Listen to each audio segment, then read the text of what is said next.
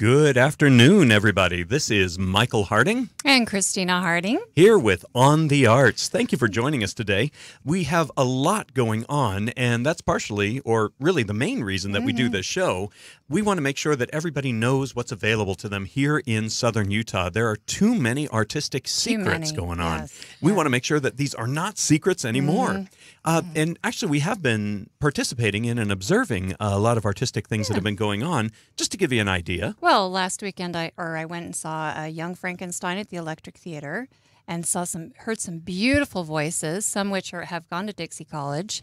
Corinne Nelson, I believe, was a music student, and she was fabulous in this production. Boy, can she sing. That was beautiful. And then South Pacific at Bergham's Playhouse. Enjoyed that and heard some more beautiful voices. And I'm blown away by the music ability we have in this town. But it was a great weekend of theater. And then, of course, the Utah Shakespeare Festival. The Foreigner is a great one to go and watch. And Michael, who plays a KKK person in that one, that you can't really tell it's him, but I have to dig deep. It was a beautiful performance by you. I enjoyed your 20 you. minutes on stage, but it's a great production. Well, Funny. I do have to tell you, that's one of my favorite things about being on stage in general, but we have some really fun times with the local audiences, particularly with the Foreigner. Of course, they hear about the KKK and what have you, and I don't mean to glamorize the KKK by any means. Please don't. But I do tell you that I come up out of what is called the vomitorium. In the audience of the theater. It's called the vomitorium. Yeah. And that goes back all the way to Greek theaters, where you would literally have tunnels that came up through the audience, and you could make entrances onto the stage from those. And there are all sorts of myths as to why they are called the vomitoriums. And I don't mean to be crass, but seriously, the actors, especially the choruses, would vomit onto the stage. And that's one of the myths about why it's called that. And I'm not kidding about that. But I do enter from the vomitorium as a KKK member in the full robes, and I have, of course, the hood on. And I also carry a torch. Well, the lights are down as I make the entrance, and it's a portion of the show where the KKK members are actually breaking into the house, which this is not a funny part of the show, by the way. It is a comedy, but this is a moment that is actually rather serious.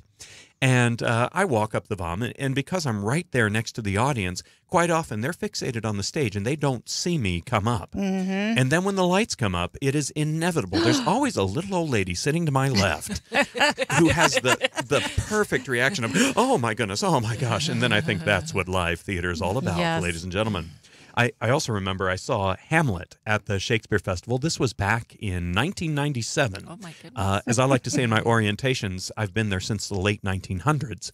And I went to see this production, and it was, to this day, one of the best productions of Hamlet I have ever seen. And I mean that very sincerely.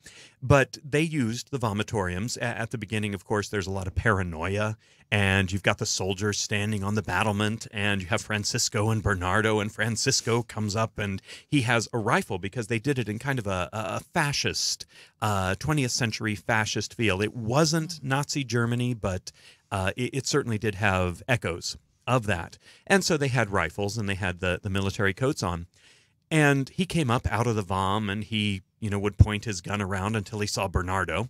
And it's always interesting when you have guns that are pointed at the audience or what have you. You have to be very careful with that. Because you really can get reactions. We do have sometimes vets in the audience, things of that sort that do have reactions. As a matter of fact, this is one more digression. I promise I will get back to the main thread here. All right. But when I was in college, we had an ex-Navy SEAL who was working with us. He was getting his theater degree. He got free college tuition for his military service. And we were doing Guys and Dolls. And there's a scene where Joey Biltmore is at a payphone, and there's a gunshot that is written in to happen off stage. He played Big Julie. He hadn't been on stage for this before. And when that gunshot went, his muscles took over, and he just hit the deck. And it took us all by surprise. And he was kind of embarrassed, but he said, hey, that's my training. I'm sorry. He didn't know it was coming. But now we're going back to Hamlet. 1997, Hamlet in USF. I feel like we should have the I can do that for you. Well, Nancy could play that on the piano for you if she had a piano right here. Absolutely. But he came out of the VOM one performance, and I was watching from the back. And this poor woman had arrived late and she was being sat on the front row by the usher as he came out of the vom with his gun. And just how he came out, it just happened to be pointed right at her. And I'll never forget the reaction she had of just, I'm sitting, okay. And I'll tell you, she did not move even through intermission. She was stuck to that seat. But anyhow, now moving back to modern day, or current day, I should say, coming up out of the audience, certainly has such an imposing figure. It really does get some reactions that are fun to get as a performer. And that's certainly why we do the arts, any of the mediums, theater or music or sculpting. You want to get some kind of a reaction, an ephemeral event that gets the reaction. So, and there's a lot going on down here. Yeah. Oh, yes. Yeah. We've mentioned before all the events that are happening around here. And what I'm liking is that we're starting to get our focus on the arts about music. That's been our focus more of this month. And oh, wow, so many wonderful musicians here in St. George. And here at Dixie State University, we are so honored and blessed to have so many great professors that work here. Absolutely. And I'll say one of the impressive things, and this is really the case at any university that I know, the professors don't just teach. This is not just an ivory tower. We actually, and we take a lot of pride in the fact that we do practice our arts. We go out there and we work professionally and artistically around. And we're very blessed to have somebody in the studio with us today who is the epitome of that, someone who has made herself a real fixture here in Southern Utah, but is not confined to Southern Utah, which I think is important in the arts. Now, I always, as we introduce our guest, I always start with a little bit of a monologue, a little bit of a personal thing, an experience with. And I got here to St. George, Utah, and it was like Mars to me. I'll tell you, I'm from the coasts, from Virginia and Seattle, and here is this place in the desert where I was pretty sure NASA had sent a rover, just to see what it was like. And hot enough. I started teaching here at Dixie State University, and the first production that I directed here was a show called I Hate Hamlet, which I thought was really funny because I was, I came from my Shakespeare degree and I was the Shakespeare guy. You thought you had it all. Absolutely. I was all that in a bag of chips, let me tell you. And for this show, I wanted original music because that's how I am. So I wanted, there to be original music. And we had one of our other professors, Dr. Glenn Webb. He wasn't Dr. Glenn Webb at the time, but I had him write an original violin piece that had a piano accompaniment that Nancy Allred did provide for that show. Beautifully, I should say. The three of them collaborated very well together. Paul and Glenn were new to the institution. But I remember a particular day I was having trouble getting the feel of the frenetic fight at the end of Act 1. And that was between the main character, Andrew Raleigh, and John Barrymore, the ghost of John Barrymore.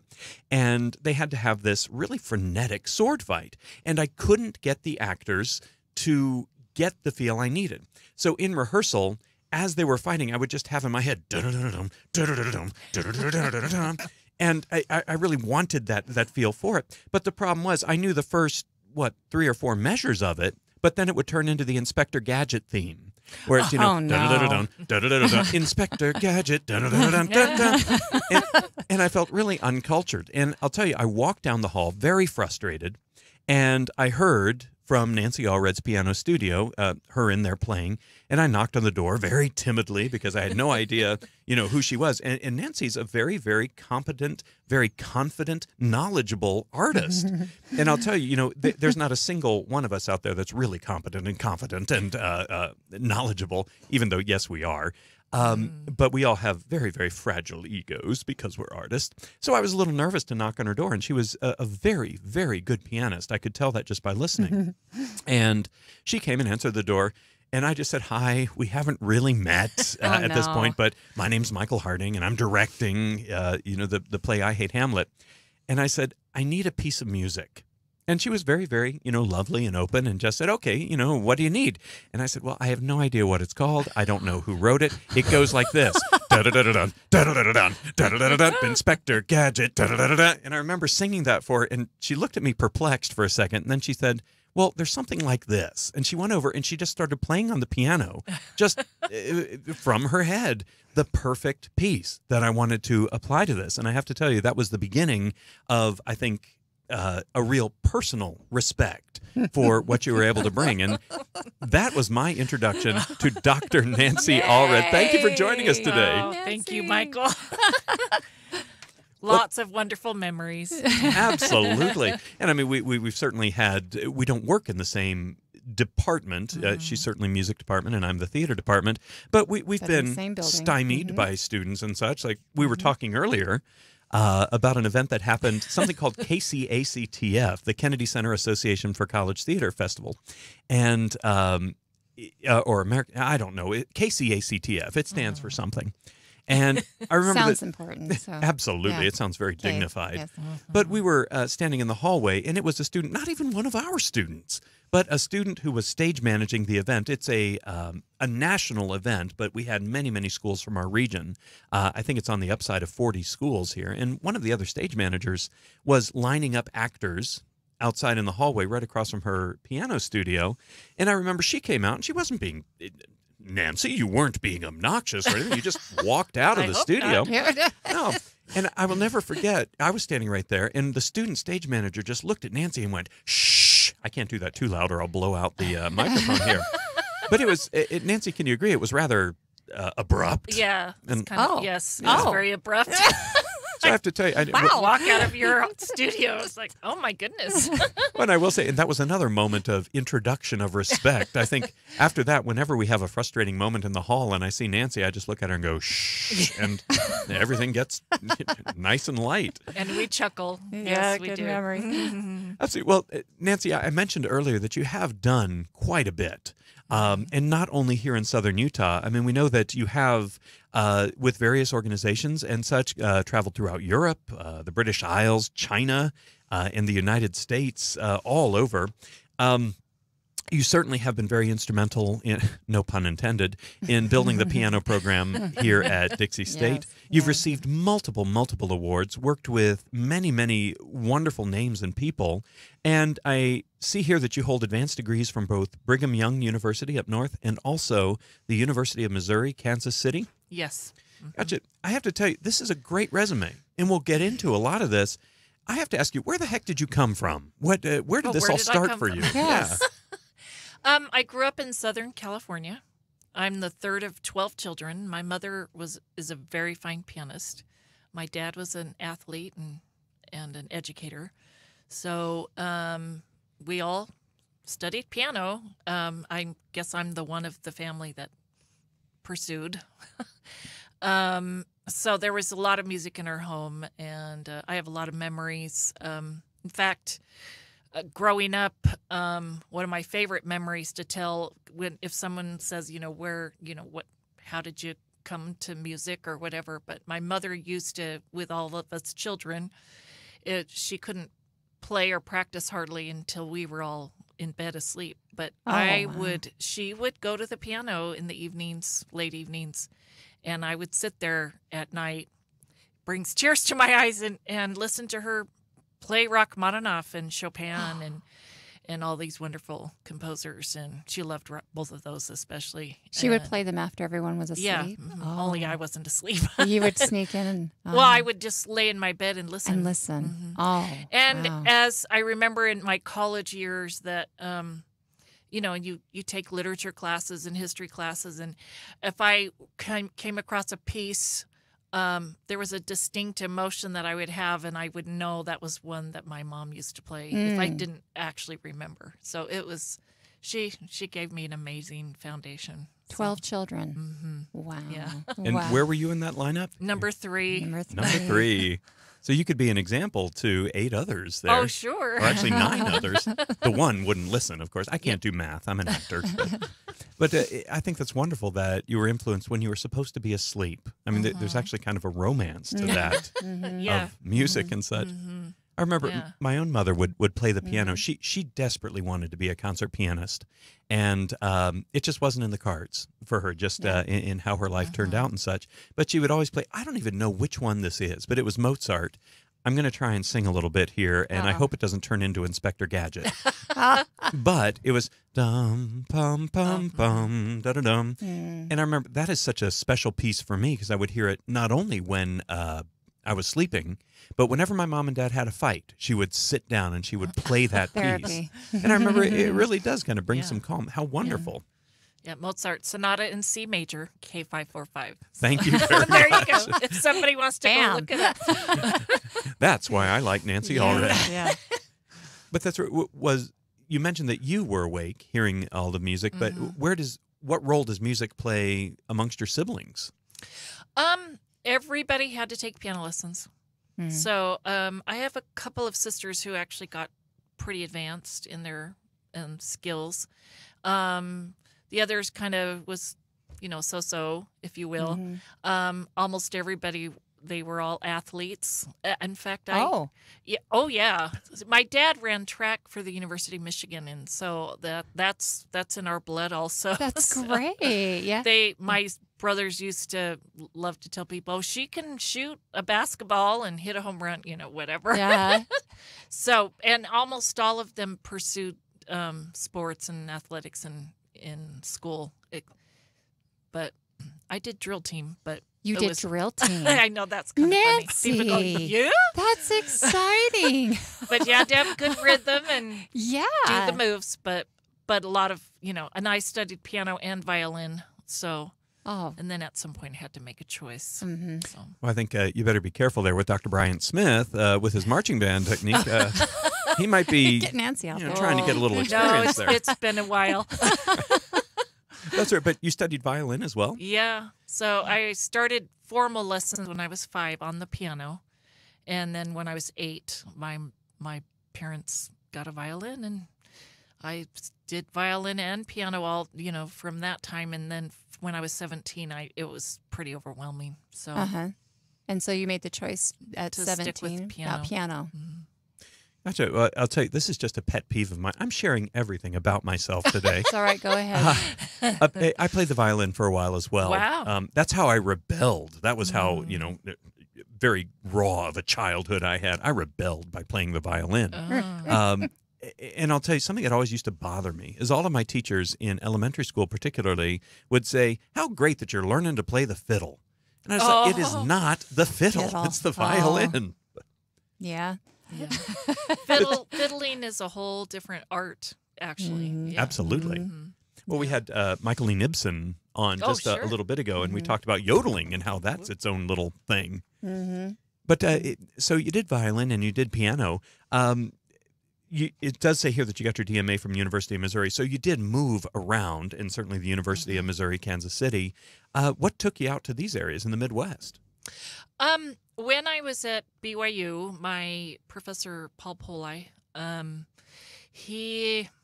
I don't remember which year, but at some point introduced me to Joanne Baker, who was the head of the piano program at the University of Missouri, UMKC as we call it.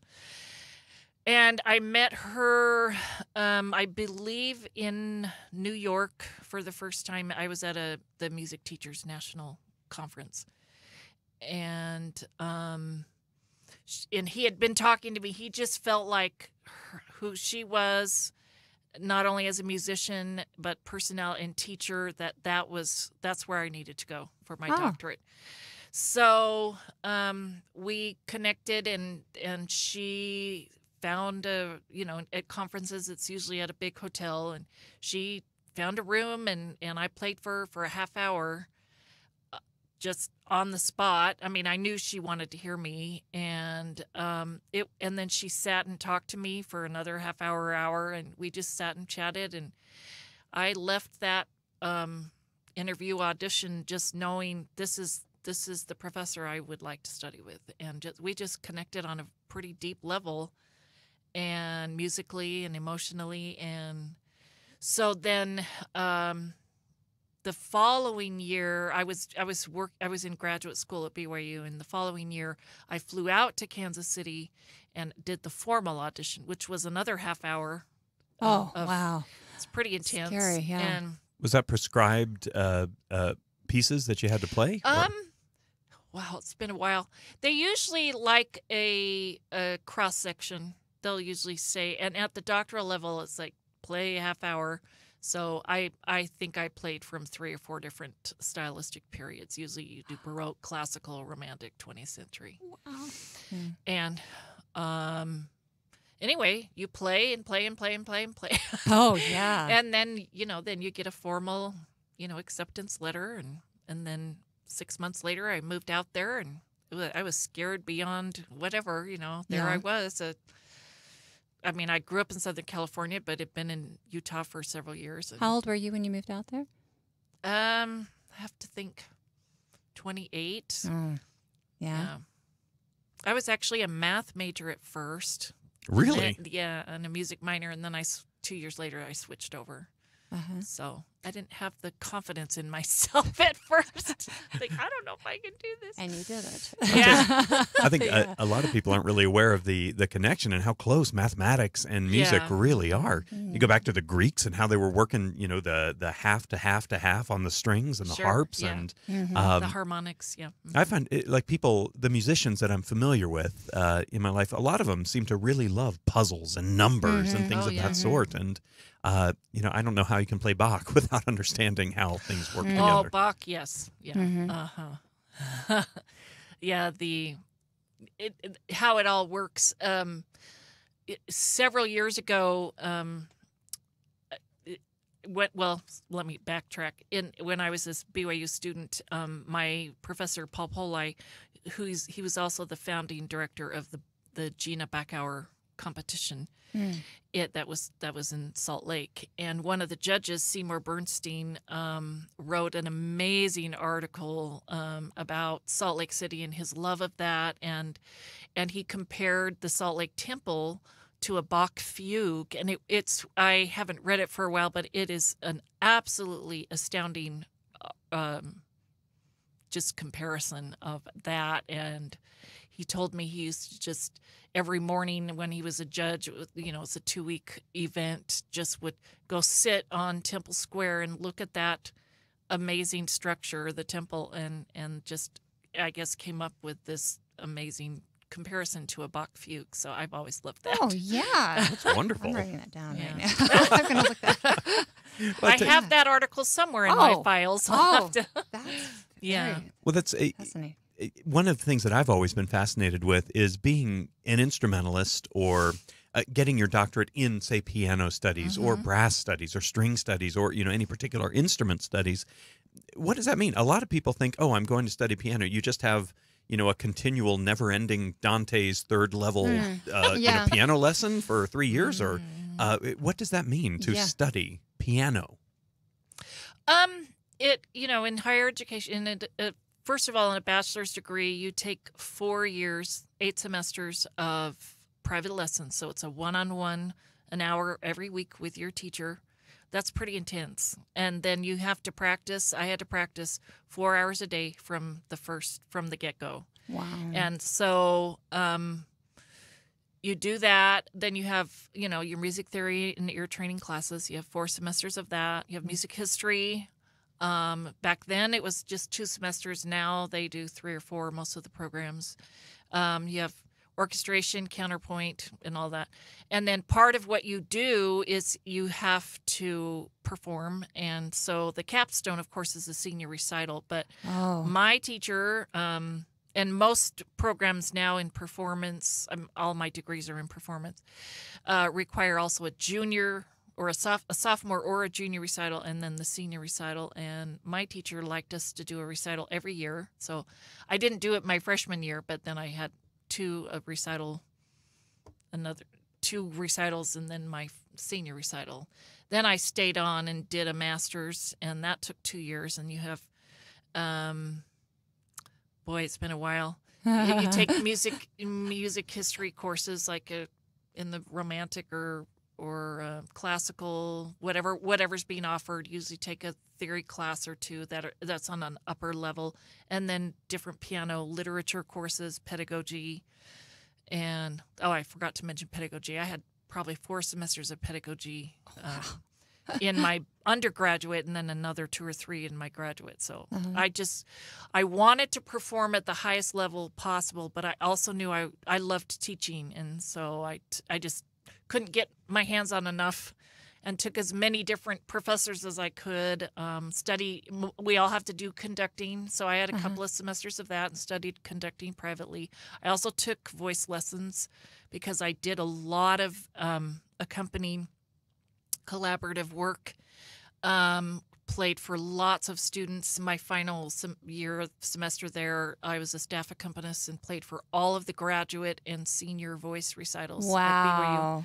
And then I was also the accompanist for the BYU Singers, and we traveled to the then Soviet Union and Eastern Europe. So this was a few years before the wall fell. And You so went that behind the yes, Iron we Curtain. did. It Wow. was very interesting. Exciting. Yeah. And then we did another tour a couple of years later to the Western Europe.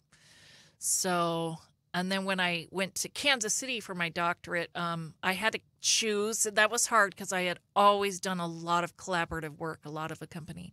But since my degree was in performance, I had to sort of not do that for a few years. And that was a tough choice because I always loved doing that. You said you took voice lessons Yeah. too. And so how did that help you as an accompanist to take voice lessons? When you understand the voice in singing, and you learn a lot about diction and all of that, and so I think I had 3 semesters of voice lessons while I was a student. Just so you could better understand who you were playing Yeah. for, and that's fascinating. Yeah, you know, and you understand as an instrumentalist, especially pianists, we don't have to breathe at the end of a phrase.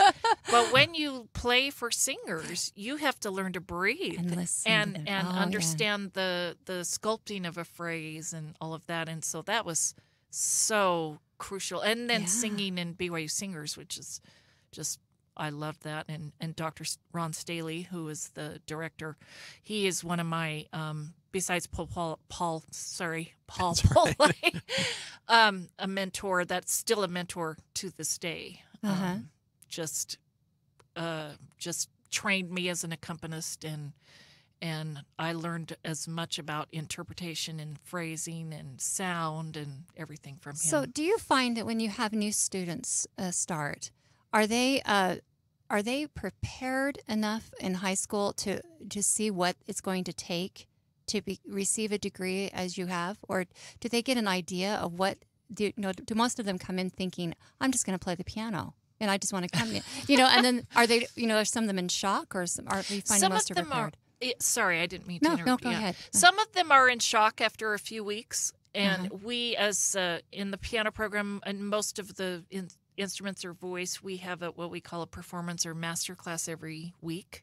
So I meet with the pianists at Dixie every Friday, and then those that are ready to perform, and then they critique each other. So I'm training them to be wonderful. teachers, to be a judge, and one of our learning outcomes as a department is that they can self-assess. So they can critique themselves, but they also critique their fellow students, and that's an eye opener for students who, are like, Yeah. I'm never going to be able to do that, and yet I joke with them and say, well, those students that are seniors, they couldn't play like that when they were freshmen, You got to start somewhere. Yeah. Yeah, and so they have to dig in and work really hard, and it's amazing to see the progress. Yeah, So I it's- believe it. Yeah.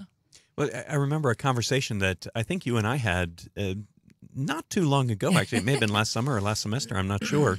But we talked about how a lot of students, and this pertains to acting as well, we were talking about the similarities, but they come in, for example, and they audition for you, and they say, yes, I've been playing since I was 5. I can play Love Goes On from Titanic very, very well. And we talked about we talked about asking them the question, or saying, okay, you've played the piano, since you were 5, but do you know how to play the piano? And that's Or how do you accompany? how do you accompany? How do you use these skills that you have? Now, you mentioned that, of course, you started getting into academic. I almost said academic theater, academic music. But I do want to go back a little bit. You've won many awards in your graduate tenure, as a matter of fact, for your playing, for your teaching and such. Let's go back to the competition aspect of being a young pianist. One of my absolute favorite movies, and this was something that really drew me close to my grandfather. I called him Gramps, and he wanted to be a concert pianist as well. So this has been something that has been an aspiration in my family for quite a while, and my brothers actually lived up to it, which we're all very proud of them for. But a movie that we would watch, my grandfather and grandmother, by the way, they were the first to have a VCR in our family. So, wow. I mean, going to Errol's, that is showing you how old I am, to get these videos was a real exciting thing. And Errol's actually offered my grandfather a copy of this movie because we took it too many times. It starred Amy Irving and Richard Dreyfuss, and it was called The Competition. And it was about pianists and how cutthroat these competitions and how intense they actually can be and the toll that it takes on the musicians. And I know my brother was very, very serious about preparing himself for the Rachmaninoff competition. And what is the one? The Van Cliburn competition. In Texas. He really, really wanted to be a part of that. And there really was kind of this cutthroat business, I'm on Wall Street side to growing up as a musician. And there's, if he's listening, I doubt he is, but there is a gentleman, I'm assuming, by the name of Christopher Shin in the Washington, D.C. area. If you're listening to me, I want a rematch on the violin, by the way.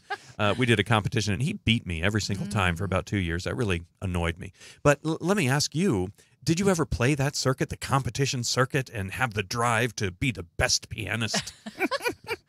I did competitions, like when I was at BYU, they had different ones for scholarships. They had various others, like a concerto competition and things like that. And I did. My teacher put me in everything that was available. It was interesting. Typically in the ones I did in Provo or in Utah, I would place second, third, fourth. I just very rarely was the top winner. My final year, I did win the concerto competition, so I was able to solo with the Chopin First Concerto with the BYU Philharmonic, which is a huge honor. Oh, yeah. And will always be one of my favorite memories. Yeah. But I used to look at a competition as just a performance, as a recital. I didn't have that aggressive inner desire to win. I wanted to go and play beautifully. And so and I didn't quite understand. A friend of mine once who usually won, and I asked him once, we were talking about competing, and he said, "Nancy, I go in to win." And I said, "Really?" And that was so interesting to me because I guess all these years, and my mother she has such a beautiful perspective on music, and a teacher I studied with in middle and high school, Richard Rich, who was an assistant director of animation at Disney, and then long story short, and then he went off on his own. But he talked to me a lot about perspective and why do we perform. And so I always had it. I just wanted to share this gift with others. But when you're in a competition, you do have to there has to be something, and I've tried to share that with my own students. If you go in to play beautifully, you're gonna do well, but you probably won't be the winner. There has to be, I don't know, anyway. And when I moved to Kansas City, I don't know that my teacher ever talked to me about that, but I thought a lot. And after I'd been there a little bit, I realized I'm doing okay. I mean, you think here I've been trained in Provo, Utah. How am I gonna fare against all these other pianists? And I started winning things, and so that kind of gave me a lot of confidence. And I won the concerto competition there, and they had a competition for grad students throughout the whole state of Missouri, and I won. And and that was shocking to me because, again, I had to change my whole mindset.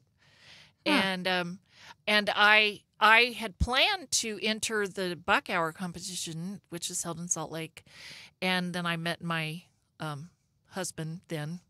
And that kind of changed everything. Yeah. It's amazing how life gets in the way. Isn't that interesting? Life, yeah. So I had those few years and there were more regional competitions. So I never did the international circuit, just the way life, How do you prepare a student to go into a competition? I know that the pressure to be, they have this, they have to be perfect or they have to impress, but how do you teach a student to stay focused and to just master that piano when they're on that stage? Well, they've got to practice very consistently, and it depends on, how much literature they're required to perform. If it's just a little local one, which we've got a few around here, they usually do 1 or 2 pieces, and so you have to start ahead and prepare them. They've got to be memorized, and then they need to, we have a little performance thing next week.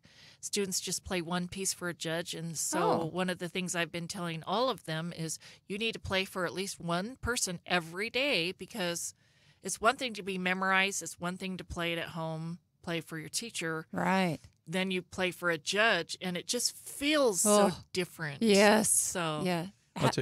What me and my brother would do is we would play before these competitions in front of my dad. Yeah. And that would just make us furious. So no judge it could come close. My dad was famous for, he would be reading a book, usually a Tom Clancy book or something like that. And he would be sitting on the couch. And every time we hit a wrong note or did a phrase incorrectly, we'd just hear a no. And then we'd do it again. And we finally just said, Dad, go read in the basement, please. Well, I have to admit, I took piano lessons as a child growing up, but I was petrified of recitals.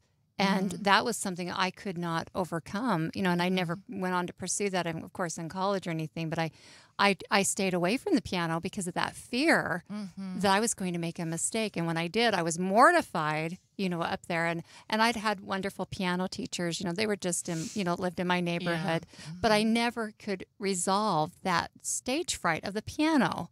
And so I just think it's fascinating to watch someone that can get up there and just play beautifully, something I've never been able to do, and I'm sure you've had lots of experiences where you've seen a student just suddenly they're there, they do it, and that confidence that and some students just love performing and others don't, and you kind of, as a teacher, you have to find, you have to help them and figure out what their goals are. Now, if they're, a college student majoring in music, then they've got to figure out how to do that. So then it's my job as a teacher to help them learn the music and perform and prepare and do all of that. If they want to just do it for fun, that's and there are a lot of people who study music for that reason. They love it and they just want to do that, and they don't have any desire to ever perform for anyone. And then just want to play in their bed, in their living room by themselves. Well, let's take this on a personal note a little bit. We've been talking about the pedagogy and, also your theories of teaching and things of that sort. What kind of music do you like? Are you into gangster rap? What do you what do you listen to? I would what like do you to play? know that. Yeah. Isn't that's interesting? I would say, I teach all day, have long days. We all have long days. So at least in the last several years, if I go home, I actually don't listen much to music. But if I do, it's usually orchestral. Oh. Well, you've mentioned doing concertos. Do you have a preference or a proclivity for playing the concertos with the orchestra behind you? Or Well, yeah, I love doing that. In 2012, I played the Grieg piano concerto with the Dixie State Symphony Orchestra with Dr. Paula Abegg. Oh, yeah. So that was wonderful, and I've taught it several times, but I had never performed it myself. So that was fun when we decided to do that. Yeah. Couple of years before that, I did that Chopin Concerto No. 1 with the Southwest Symphony, and then earlier than that, I've done the Beethoven Triple, which is violin, cello, and piano, all soloing together with the orchestra, and with Bonnie Romke and Tracy Price. That was a fun experience. And then I've done the Schumann Piano Concerto. So here in St. George, I've done several, which is wonderful. There's nothing like it. When I played the Chopin concerto with the BYU Orchestra, and that was the first time I'd done that. I remember, and piano concertos are amazing because you have a huge instrument, and so you really can rival the orchestra. And I was the last one on the program and standing backstage, and I remember thinking, what in the world did I think I wanted to do? You know? I bet. But the minute, and the orchestra had a huge intro, but the minute I started playing, it was almost like It was you get there. in the zone, and then It was there. Then it was there. Oh. So it was. So it's wonderful. Yeah. Yeah. Mm-hmm. Magical. I'm hoping you can shed some light on something. There's a myth, A myth. or Uh-oh. folklore, I should say, about a pianist. I don't even remember who it was. Maybe Horowitz. I don't know. But there's a story about a pianist. There was I can speak English. There was an orchestra, and they were going to have a concert, a concerto concert, and the pianist fell ill. So they made a call to another big-name pianist and said, hey, can you come out? And I don't remember which one, but this Beethoven or what have you. And he said, yeah, it's in my repertoire. That's great. And went out on stage, you know, and the applause and such. And he sat down at the bench, and I don't know, I don't think he cracked his knuckles like Bugs Bunny, but, you know, got ready. And he was horrified because once the conductor began, an intro for a completely different piece than he was prepared for began. And there had been no time to rehearse. He had literally flown in to take on this concert. And luckily, the piece that they were playing, I don't know, Rachmaninoff or something, was in his repertoire, and he just dove in and made it And he through. remembered it. Apparently, it was a spectacular performance. Is that true? I've read that. So I have read it. It's written, it is true. Yeah. Gotcha. Yeah. That.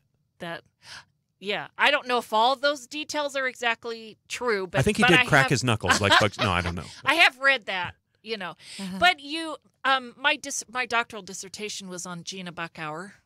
I've mentioned the Buchauer competition. She was a Greek pianist that died in 1976, and just an amazing human being, musician, pianist. She traveled the world. And I just lost my what did you just ask me? We'll talk about your doctoral thesis. You had read that the story I told was true, but then you did your work on Gina Buchauer. Oh my goodness. It was Ask me recalling to- a piece of music, I believe. Gotcha. Ask me another question. All right. Moving on. Moving on. Absolutely. Yes, it's been a long day already. Yeah. So, have you had a good time being down here in southern Utah? Have you felt respected? Have you felt that your art can be put out there? You mentioned that you performed with the Dixie State Symphonic Orchestra, or I'm sorry, Southwest Symphonic? The Southwest Symphony? I've done several different concerto things with them, and also Dixie State Symphony Orchestra. Mhm. Do you feel like you have all the opportunity to express yourself artistically here, or do you find yourself overwhelmed with other responsibilities? I know you are an associate dean. Oh, only an now. associate dean. Only an Only associate that. dean. Oh, As it's of a- August, yeah. Yeah, congratulations. thank you. Yes. That's great. Yes, I do. I think I could perform as much or as little as I want. Mhm.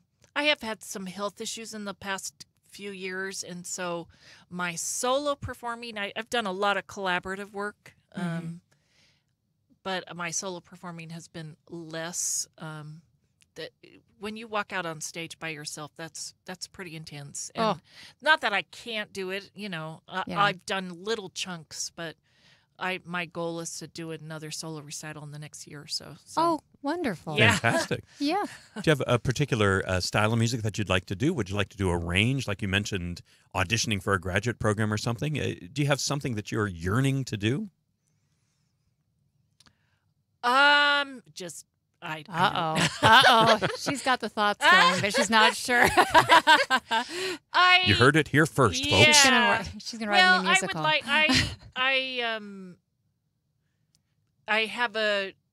I want to just do more performing. So here at the college, and also now that the Tabernacle's back open, and do some. I've got a Christmas concert scheduled, so I'm working through that with Dr. Yu, Kawhi Yu, and Emily Workman, and At the Tabernacle. and we're wow. and Rachel Cox, and we're just we're working just putting a beautiful Christmas program together. That so. will be amazing. What voices. And then wow. we have the music faculty is doing a concert in about a month, so we're getting that ready. Where is your favorite place to perform here in southern Utah? Well, I love the piano in the concert hall here at the Yeah. 2 years Are we ago. at Old Steinway campus at this point? We are in we're in a project to it takes a lot of fundraising to become an all Steinway school. So Interesting. that's my pet project, if you will. Oh, great. So we're in the process, but it takes a lot of money. A lot of money. Yeah. When you mentioned you enjoy performing in the concert hall here. Yes, the piano is just lovely. It's one of my Oh, and favorite Steinways. The concert hall's beautiful Yeah. too. Mhm. What a great place to see concerts. Yeah. Well, and I do want to say we do our research on our guests and such. We stalk And I want to them. tell you, we always find interesting places to go for information. I want to point out how respected you are in this community as somebody to call. Most recently, there was a concert at the Canta, the Center for the Performing Oh, Arts yeah. at Canta, and there was a Broadway performer who was brought in. And I know you were called close to the time of the Last concert. minute. And how wonderful to have somebody here so talented and trusted that can come in, and I like what you were saying of not just being the solo performer, but being able to support in art, to collaborate And in art. understand another artist up there. Yeah. And I'll tell you, the place that I don't know how I feel about going here for my information, but there's a website called ratemyprofessor.com. And whenever I have We've never heard a of colleague, that. Oh, Yeah, no, I don't know never. what that is. We don't even know what that is. Yeah. Professors, don't look at this, Yeah. kids. I'll tell you, I actually went just because I was curious to see what the responses had been. And I have to say, unanimously on yours, the word that comes up most often is awesome, but unanimously, these are all incredible reviews from students. The respect that is being expressed on that website. And no, that website isn't everything, but if you add that and couple it with what's being said in the halls, and And yes, the students, we community. hear what you're saying in the halls. And the community. The community, the students, everyone around has tremendous respect, not only for your skill, not only for your organization and administrative skills, which are being demonstrated with being associate dean, but also as an artist, which of course is what this show is about. I hope you know that, the respect that you have. Well, thank you. Yeah.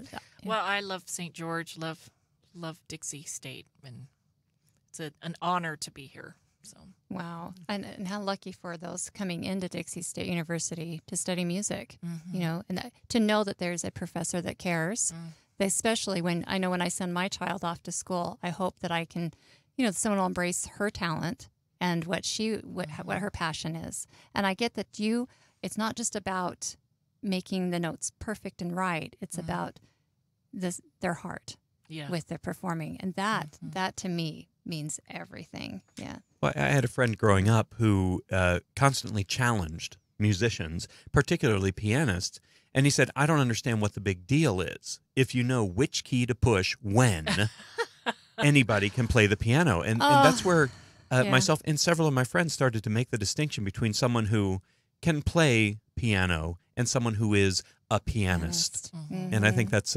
something that is clearly appreciated by students and society around here alike for your work. well, thank you.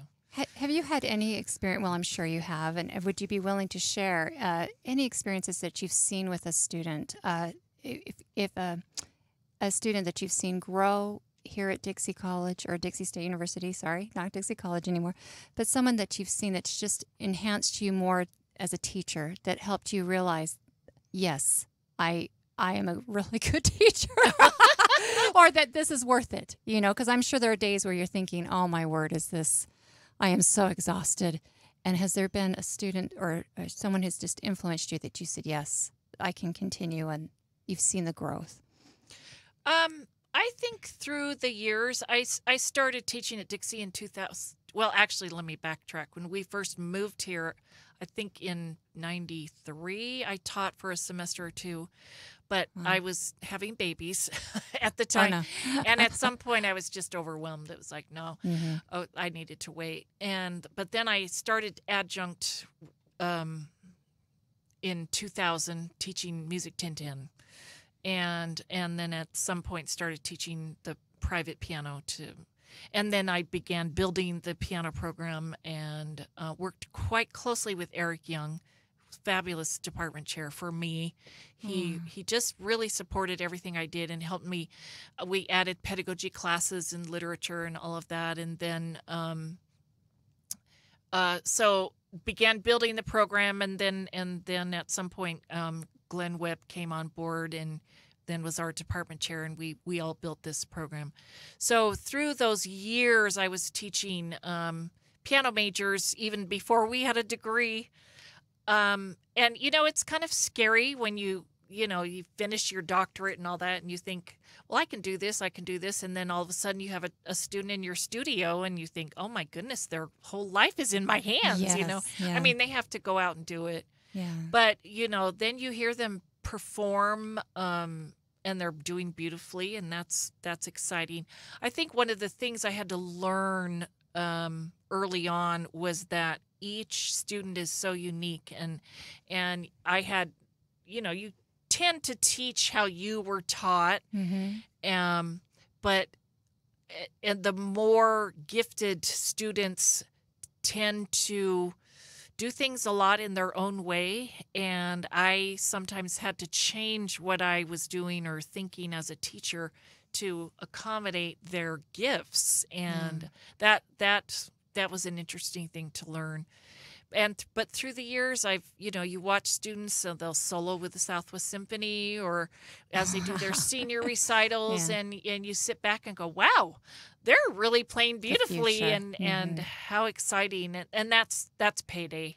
But every week when we have our performance class, that's payday for me, because they perform and they critique each other, and they get better and better every week, and that's huge. That brings a lot of joy. That's wonderful. Well, Dr. Nancy Allred, I have to tell you, as is always the case on this show, the time runs out way too fast. Goodness. Fast. Yeah, it goes by. And I do want to give you a great thanks for being here with us today for On the Arts. Yeah. And we do actually have quite a lineup coming up starting Thursday. What do we got coming up? Yes, on Thursday we'll have Carolyn Merced and Wilfred Brimley on. Wow. And she's written a one-woman show, which will be performed this weekend.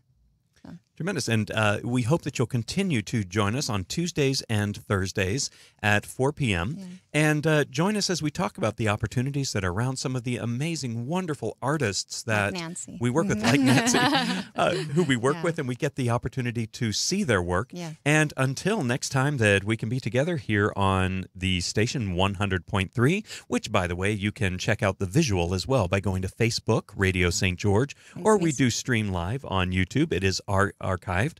But until we get together again, please remember to keep your focus on the arts.